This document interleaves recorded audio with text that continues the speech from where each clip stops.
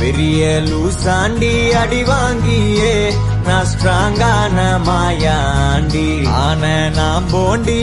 அதையும் தான் தாண்டி போராடுவேன் நான் வெறியா நான் பெருமாண்டி